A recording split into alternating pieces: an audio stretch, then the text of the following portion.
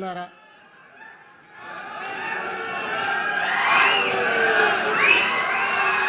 ఈరోజు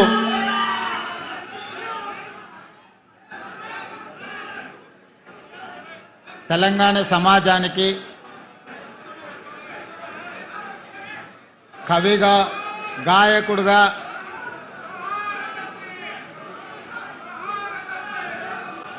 తెలంగాణ ఉద్యమకారుడుగా పరిచయం ఉన్న నాకు ఆత్మ బంధువైన అందశ్రీ గారి జయంతి కార్యక్రమంలో వారి స్మృతివన పనుల ప్రారంభోత్సవ కార్యక్రమాన్ని ఏర్పాటు చేసి మిత్రులు, మంత్రివర్గ సభ్యులు అట్లూరు లక్ష్మణ్ గారు, నాతో పాటు ఉప ముఖ్యమంత్రి వర్యులు బట్టి విక్రమార్క గారిని, రంగారెడ్డి జిల్లా ఇన్ఛార్జ్ మంత్రివర్గ సభ్యులు మిత్రులు శ్రీధర్ బాబు గారిని, హైదరాబాద్ నగర ఇన్ఛార్జ్ మంత్రివర్గ సభ్యులు పొన్నం ప్రభాకర్ గారిని, ఆర్ఎండ్బి శాఖ మంత్రివర్యులు సోదరులు కోమటిరెడ్డి వెంకటరెడ్డి గారిని, ప్రభుత్వ సలహాదారులు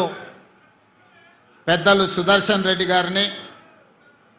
శాసనమండలి చీఫ్ విప్ పట్నం మహేందర్ రెడ్డి గారిని, అదేవిధంగా మేడ్చల్ శాసనసభ్యులు మాజీ మంత్రివర్యులు మల్లారెడ్డి గారిని, మరో విప్ అద్దంకి దయాకర్ గారిని, మరో విప్ బల్మూర్ వెంకట్ గారిని, రాజ్యసభ సభ్యులు వేం నరేందర్ రెడ్డి గారిని, మరో రాజ్యసభ సభ్యులు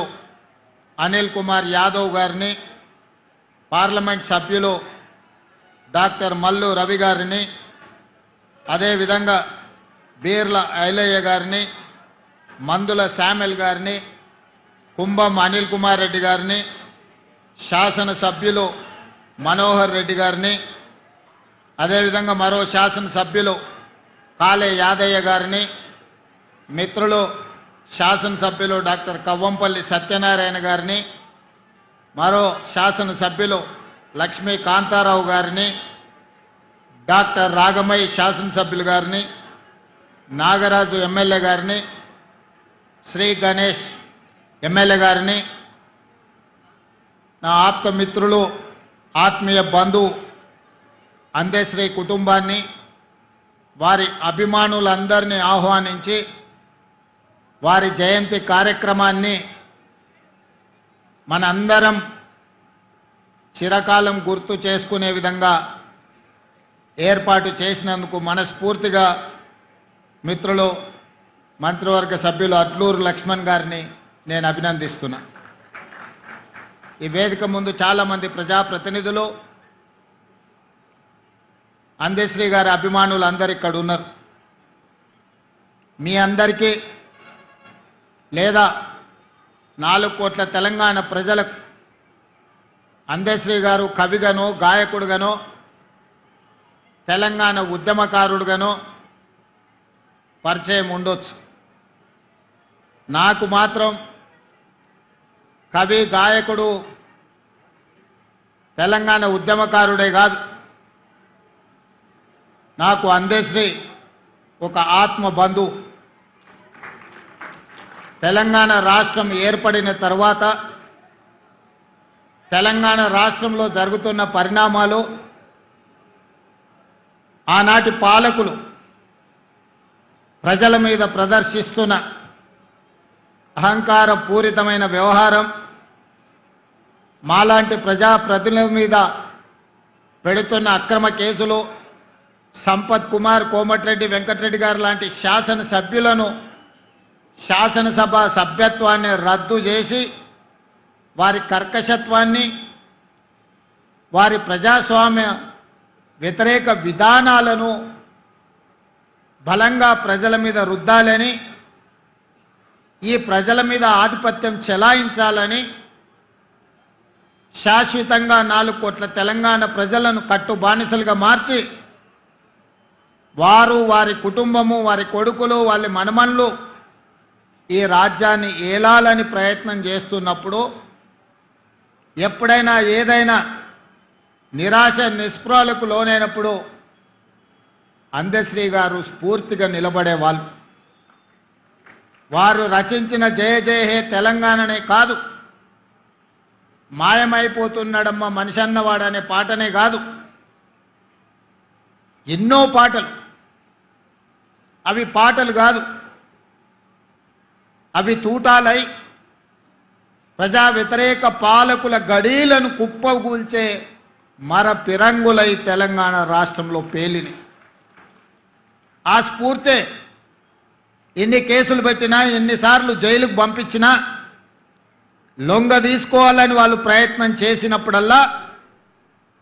ఒక ధైర్యం, గుండె ధైర్యాన్ని నింపుకోవడానికి అందశ్రీ గారి గానాన్ని,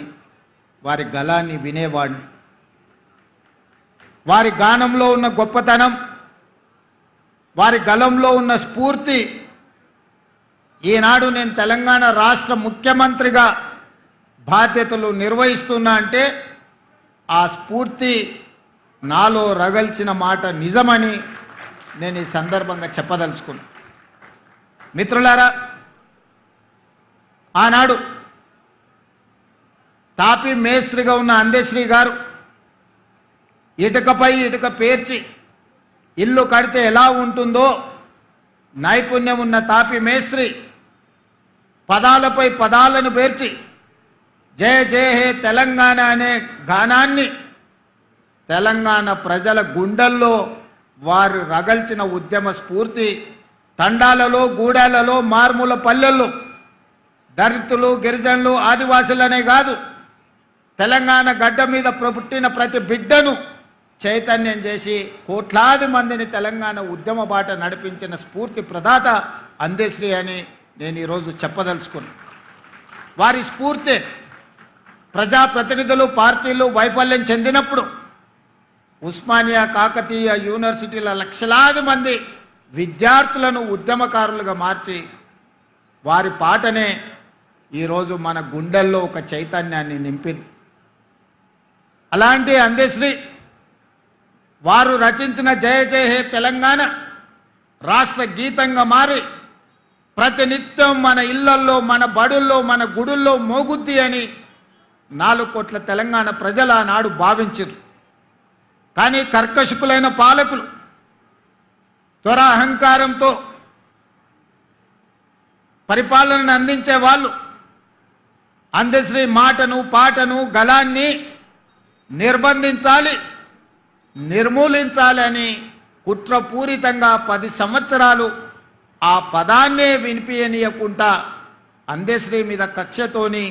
ప్రజలై పాడుకున్న జయ జయ హే తెలంగాణను కప్పిపుచ్చే ప్రయత్నం చేసిండ్రు. ఒకనాడు ఒక కవి చెప్పిండు, పెన్నుల మీద మన్ను గప్పుతే అవి గన్నులై మొలకెత్తుతాయని. నిర్బంధించాలనుకున్న దొరలు ఆ నిర్బంధం నుంచి తెంచుకున్న సంకళ్ళు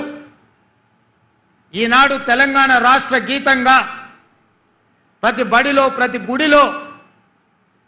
ప్రతి ప్రభుత్వ కార్యాలయంలో ఈరోజు మనం మాట్లాడుకునే పరిస్థితి వచ్చిందంటే తాత్కాలికంగా వాళ్ళు అనుకొని ఉండొచ్చు, సంతోషపడి ఉండొచ్చు, లేకపోతే పైశాచిక ఆనందాన్ని పొంది ఉండొచ్చు. అన్నిటికీ మేమే కారణం, అన్నీ మాకే కావాలి అని కోరుకొని ఉండొచ్చు. కానీ పాటతో పెట్టుకున్నాడు అందశ్రీ గద్దరన్న లాంటి యుద్ధ నౌకలతో పెట్టుకున్నాడు కాల గర్భంలో కలిసిపోతాడని ఆనాడే చెప్పినాం.